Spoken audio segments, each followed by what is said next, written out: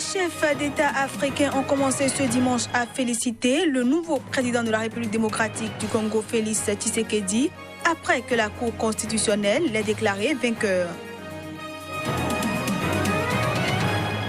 Lors d'un discours devant ses partisans dans un village de l'État du Nil Blanc, le président soudanais Omar El-Béchir a affirmé que les forces de l'ordre n'ont pas tué de manifestants lors des rassemblements. Et puis, éliminatoire Coupe CAF, Salitas FC du Burkina Faso crée l'exploit et qualifie pour la première fois une équipe burkinabé en phase de poule d'une Coupe d'Afrique des clubs.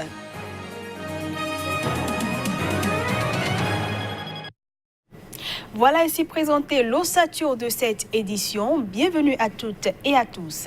Au Bénin, c'est l'effervescence dans les états-majors des partis politiques à quelques mois des élections législatives. Ce week-end, le parti Union sociale libérale a effectué sa rentrée politique. Occasion pour les membres de ce bloc politique de sonner la grande mobilisation pour avril 2019. Les militants de l'Union sociale libérale se sont donné rendez-vous au stade municipal d'Atiébé pour cette rentrée politique. Venus de 17 arrondissements que compte la 17e circonscription électorale, hommes, femmes et jeunes ont rallié cet espace car de l'eau a coulé sous le pont depuis la dernière rencontre de Djefa qui remonte à la création de l'USL. C'est donc un vœu de toute la population qui vient d'être exaucée. À l'occasion de cette rentrée, des messages ont été délivrés. Des propos des jeunes aux femmes en passant par les sages et les acteurs politiques, on retient que la gouvernance actuelle, tant du point de vue de l'exécutif que du législatif, pose problème.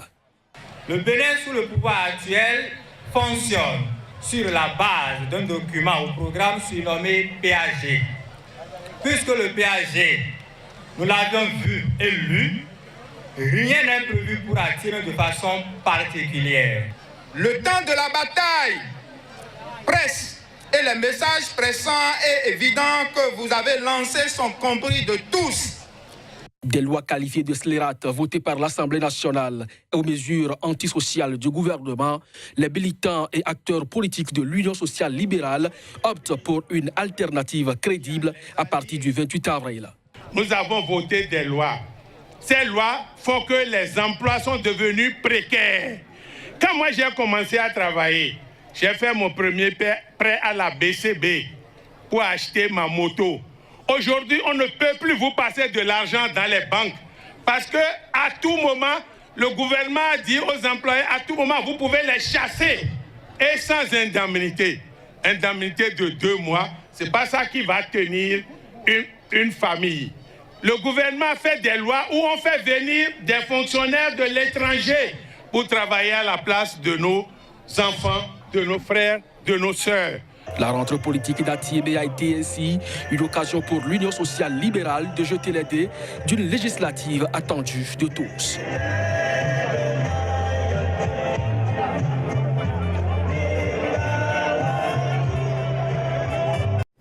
Présidentielle en République démocratique du Congo, la Cour constitutionnelle a validé la victoire de l'opposant Félix Tshisekedi et ce, malgré les virulentes contestations du perdant Martin Fayoulou, dont les appels à manifester sont pour l'instant restés sans écho.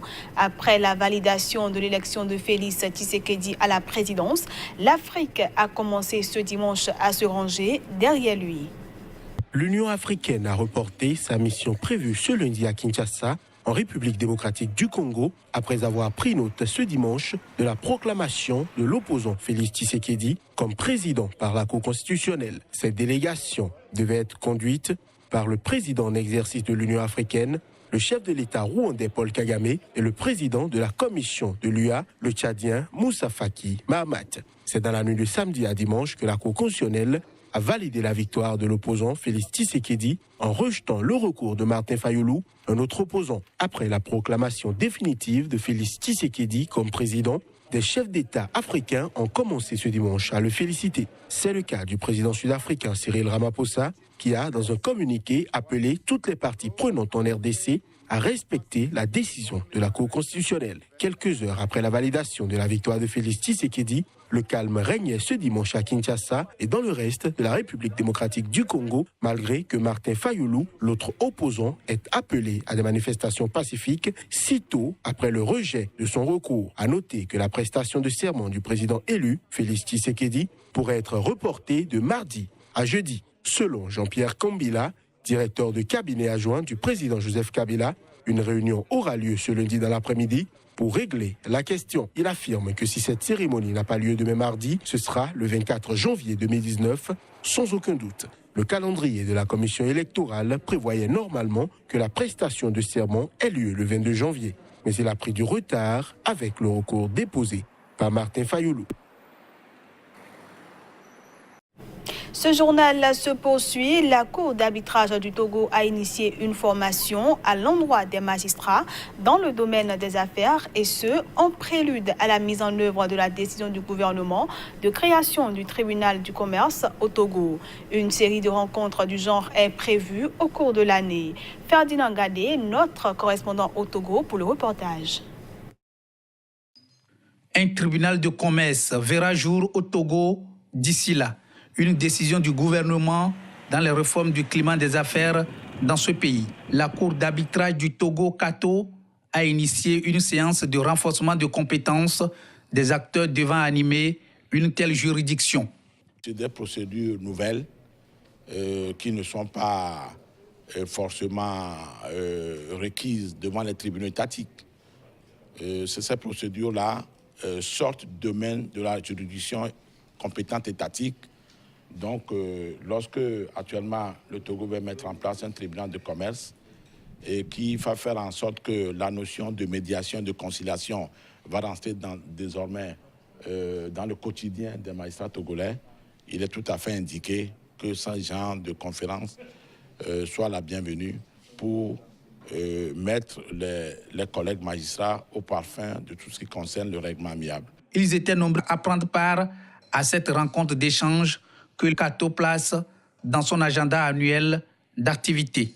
Une autre rencontre est prévue en avril afin d'outiller plus davantage ces magistrats dans le règlement à l'amiable dans le domaine des affaires au Togo.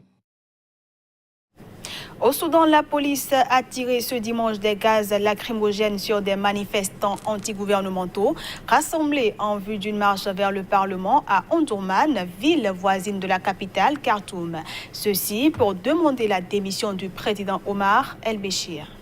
En réponse à des accusations de groupes de défense des droits de l'homme, le président soudanais Omar el-Béchir, a lors d'un discours devant ses partisans dans un village de l'État du Nil Blanc, déclaré ce dimanche que les forces de l'ordre soudanaises n'ont pas tué de manifestants lors des rassemblements antigouvernementaux. Sans donner plus de précision, il a affirmé qu'il y a certaines personnes présentes parmi les manifestants qui tuent les protestataires. Cette déclaration du chef de l'État intervient alors que les forces de sécurité soudanaises ont à nouveau tiré ce dimanche des gaz lacrymogènes contre les participants à une marche réclamant le départ du président Omar el-Béchir. Cette marche avait été organisée par l'association des professionnels soudanais qui mène la contestation contre Omar el-Béchir au pouvoir depuis 3 décennies. En plein marasme économique, le Soudan est secoué depuis le 19 décembre dernier par un mouvement de contestation déclenché par la décision du gouvernement de tripler le prix du pain. La vague de contestation a fait 26 morts, dont 2 membres des forces de sécurité, selon un bilan officiel. Des ONG internationales comme Human Rights Watch et Amnesty International ont elles évoqué 40 morts, dont des enfants et du personnel médical, accusant les forces de l'ordre d'en être responsables.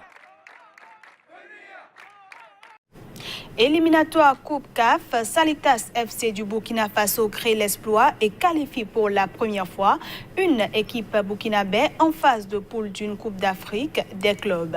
C'était ce week-end au stade du 4 août de Ouagadougou au thème de match à suspense. Les précisions avec notre correspondant Claude Rombard. Au coup de sifflet final de ce match retour du tour de cadrage de la Coupe CAF, c'est une joie immense qui s'empare du stade du 4 août de Ouagadougou. Le moment est historique pour le football burkinabé. En effet, c'est la première fois qu'un club du pays accède à la phase de poule d'une Coupe africaine. L'occasion cette fois-ci était trop belle pour passer à côté. Pourtant, à l'entame de la rencontre, l'équipe de Salitas a battu 1-0 à l'aller, se devait de gagner l'équipe libyenne d'Al Nassr par 2 buts d'écart. Très vite, les Burkinabés vont mettre la pression sans succès. Mais à l'heure de jeu, l'espoir renaît suite à ce corner. Eliseto s'arrache, sa reprise de la tête est imparable, 1-0. Les Libyens n'ont pas le temps de comprendre ce qui leur arrive que dans la foulée, 1 minute seulement après, Cédric Badolo est à la réception d'une belle action collective pour le 2-0. L'exploit est désormais à portée de main, le match s'équilibre jusqu'à la pause. La reprise commence également sur des chapeaux de roue pour Salitas. Ilias Savadogo se joue de la défense adverse pour le 3-0. Le public jubile. Salitas gère jusqu'à la 76e minute et cette faute de main de son portier Daouda Diakité. Les Libyens ne ratent pas l'occasion pour réduire le score. Comme s'il était dit que l'histoire devait s'écrire dans la douleur. Al Nassr prend confiance et accule Salitas. Le public retient son souffle, le suspense est à son paroxysme. La qualification des Burkinabés ne tient qu'à un fil. Jusqu'au bout, les joueurs de Salitas auront tenu. 3-1, c'est le score final. Les Colombes de Ouaga 2000 obtiennent leur qualification dans la douleur pour les phases de poule de la Coupe CAF. Une première pour le football burkinabé.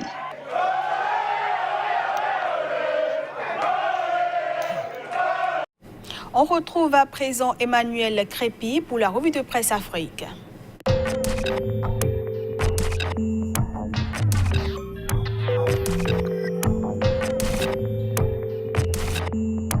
Amis de la plume et du papier, bonjour. La revue de ce jour, nous la démarrons par le Sénégal, où les Canards ont abondamment relayé la publication par le Conseil constitutionnel de la liste définitive des candidats à l'élection présidentielle de février prochain. Ils seront 5 candidats, placarde Le Soleil à sa une. Macky, Idi, Madiké, Issa Sall et Sonko sur le ring, peut-on lire à la manchette du quotidien Vox Populi. Le journal qui estime que Khalifa Sall et Karim Wade, écartés de la course, ont été victimes d'un chaos constitutionnel, annonce que le C25, qui regroupe les candidats de l'opposition au Sénégal, réagit cet après-midi à la suite de la publication de cette liste définitive de candidats à la présidentielle. Le quotidien Enquête, qui parle de la confirmation du 5 majeur, revient en détail sur les raisons de l'irrecevabilité de Khalifa Sall et Karim Wade et explique comment l'article 122 du Code électoral a été l'arme fatale contre Malik Gakou, Abdoul Mbaye et compagnie. Le Témoin quotidien qui parle également de la proclamation de la liste définitive par le Conseil constitutionnel, titre noir sur blanc en manchette, 7 sages, un quintet, truqué.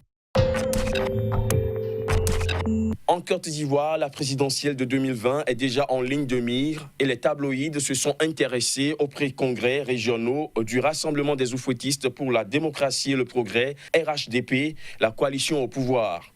L'intelligent d'Abidjan nous livre à travers ses colonnes les échos de ces rassemblements politiques à Odiéné, Korogo, Daloa, Séguéla, Guémon, Cavali et Yopougon. Rien ne doit nous faire peur, 2020 nous appartient, le président Alassane Ouattara est serein, affiche le quotidien ivoirien Le Jour Plus en manchette. Il s'agit du message plein d'assurance du Premier ministre ivoirien Amadou Gon Coulibaly qui était au contact de la population de Korogo dans le cadre des pré-congrès régionaux du RHDP. Pendant ce temps, le sursaut rapporte que le ministre d'État Ahmed Bakayoko, qui était à Yopougon, a fait preuve de la même assurance en annonçant que 2020 est déjà bouclé et déjà géré. Le même journal nous fait lire également dans ses colonnes les déclarations des ministres Téné Birahima Ouattara, Konaté, Sidiki, Mamadou Sanogo et Mabri Touakeuse qui étaient également sur le terrain un peu partout dans le pays au contact des militants du RHDP. Avant de quitter la Côte d'Ivoire, intéressons-nous au devoir de mémoire du quotidien L'Intelligent d'Abidjan qui revient à sa manchette sur comment Gbagbo et Ouattara ont géré leur président de l'Assemblée nationale. De Houphouët-Boigny à Bédié, le journal est également revenu dans ses lignes sur ce qui s'est passé avec Yassé, Bédié, Donhaï et Brou-Émile.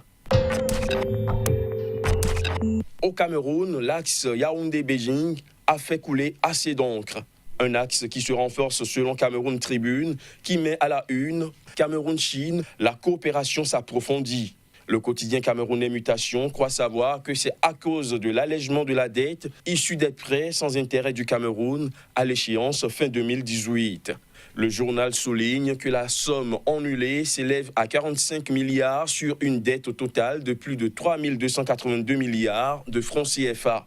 À travers ce virage chinois, le journal Intégration voit plutôt une pression du président Biya sur son homologue américain Donald Trump, une analyse à lire dans les colonnes du Canard. Voilà, ce sera tout pour la revue des unes de quelques quotidiens africains qui nous sont parvenus ce lundi matin. On se retrouve demain pour d'autres informations. Et voilà, mesdames, messieurs, ce sera tout pour cette édition que je vous remercie d'avoir suivi.